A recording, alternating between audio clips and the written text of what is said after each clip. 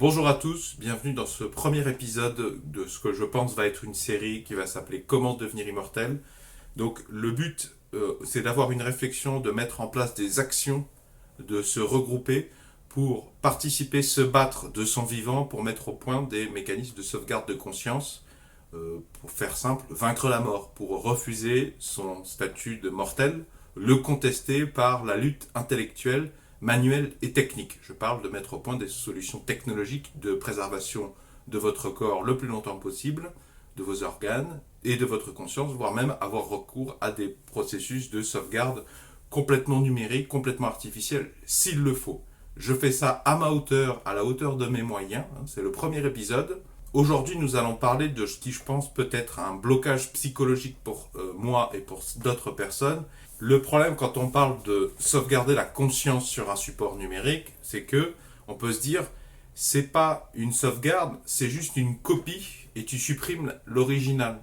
Pour faire un corollaire avec l'informatique, la sauvegarde de conscience, nous on aimerait déplacer la conscience, on ne voudrait pas tellement la copier et ensuite la supprimer. En réalité, en informatique, en général, c'est bien ça qu'il y a. On vous donne l'impression d'avoir déplacé, mais on n'a pas déplacé. Par contre, si vous transférez un fichier d'un disque dur à un autre disque dur, non. On fait une copie et on supprime l'original dans la plupart des cas.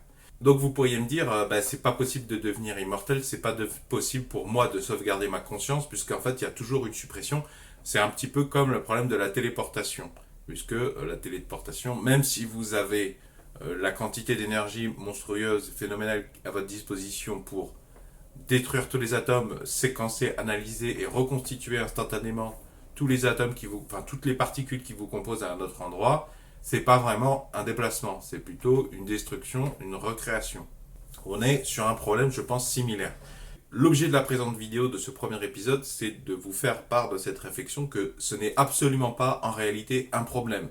Comment je le sais ? Eh bien, un jour, j'entendais Monsieur Phi qui faisait, dans un épisode sur la mort que j'essaie de vous retrouver, je vous le mets dans la description, il fait la réflexion qu'en fait, nous sommes déjà morts plusieurs fois en termes de conscience. Notre conscience est morte plusieurs fois dans notre vie d'humain. Comment on le sait ? Eh bien, parce que vous n'avez pas la même conscience que ce que vous aviez il y a 10 ans. Par exemple, moi, j'ai environ 30 ans, je n'ai pas la même conscience que celle que j'avais il y a 20 ans. Si vous n'êtes pas convaincu, eh bien, comparez votre conscience à la conscience que vous aviez quand vous aviez 16 ans. Si vous n'êtes toujours pas convaincu, comparez votre conscience actuelle à celle que vous aviez quand vous aviez 11 ans. Et vous pouvez descendre aussi longtemps que vous le souhaitez.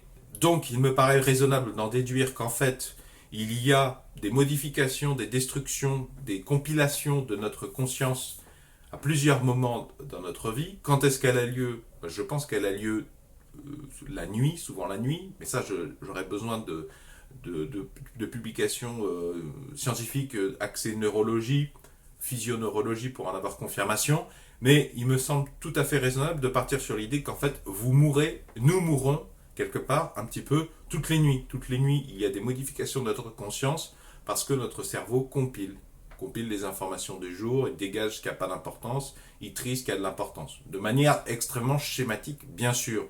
Mais du coup, étant donné qu'il y a une perte de conscience pendant que vous dormez et qu'il y a destruction d'une partie de votre conscience, d'une partie de votre mémoire, et qu'en fait vous la retrouvez au réveil, si demain nous développons parmi les méthodes les plus rudimentaires de sauvegarde de votre conscience sur un support numérique, du coup si ce n'est que un copier, supprimer l'original, ça n'est absolument pas un problème, puisque c'est déjà ce qui a lieu dans votre corps. De toute façon, vous êtes détruit, votre conscience est partiellement détruite tous les soirs. Et peut-être faites-vous partie des gens qui ont déjà éprouvé ce genre d'angoisse avant de s'endormir, que s'endormir c'était quelque part mourir et de ne pas vouloir dormir, même si vous êtes très fatigué, parce que vous refusez de vous laisser dominer par votre fatigue et de laisser perdre conscience, peut-être pour ne plus jamais revenir.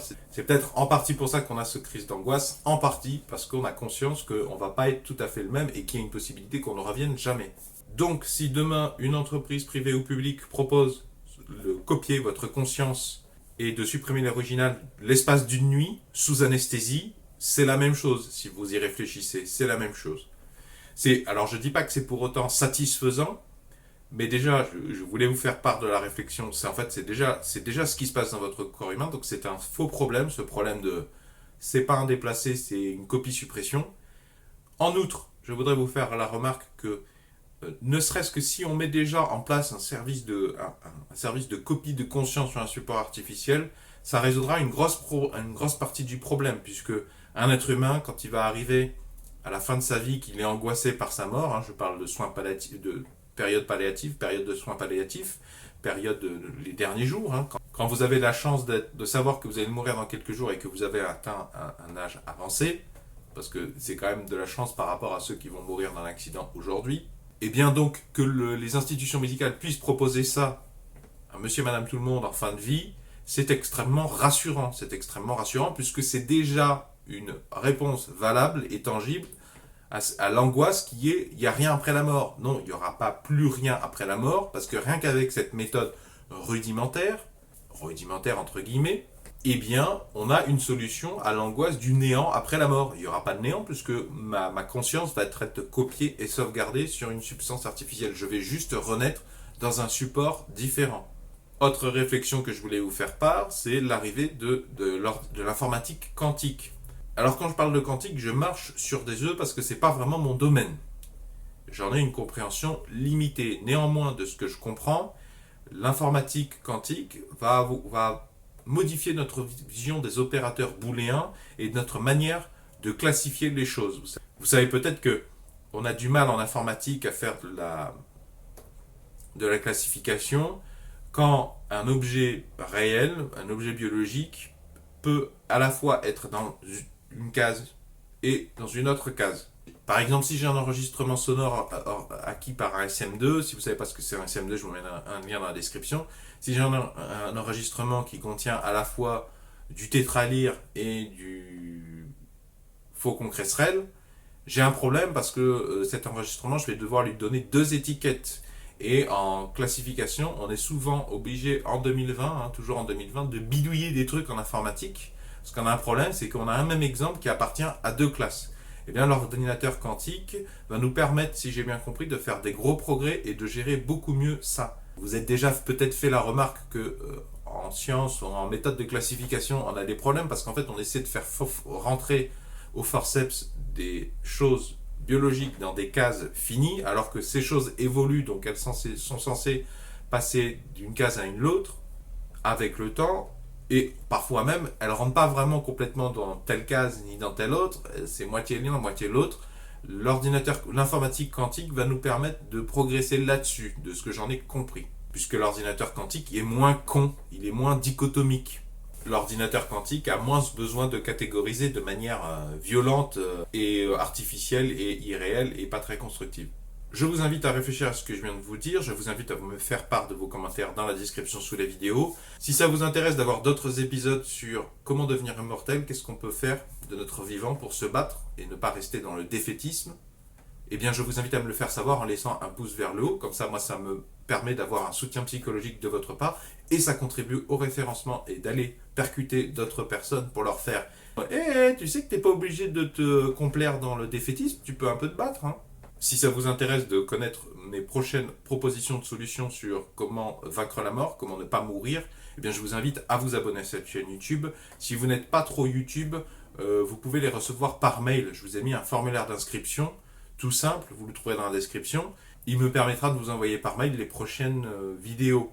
C'est encadré par la réglementation générale sur la protection des données, c'est gratuit, vous pouvez vous désinscrire n'importe quand évidemment. Je revends les mails à personne, y compris ceux qui se désinscrivent, je ne garde pas les mails de ceux qui se sont inscrits puis se sont désinscrits. Tout ça, ce sont des conditions sine qua non RGPD. Vont s'afficher à l'écran un rond suivi de deux rectangles. Le rond, vous cliquez dessus, ça vous abonne à cette chaîne YouTube. Dans le premier rectangle, ça vous emmène à la vidéo de Monsieur Phi. Et le deuxième rectangle, c'est la vidéo dans laquelle je vous explique comment je sais qu'il est possible de devenir immortel, de vaincre la mort de manière laïque et technologique, tout en sachant que je ne crois absolument pas en Dieu, ni en un au-delà, ni au paranormal.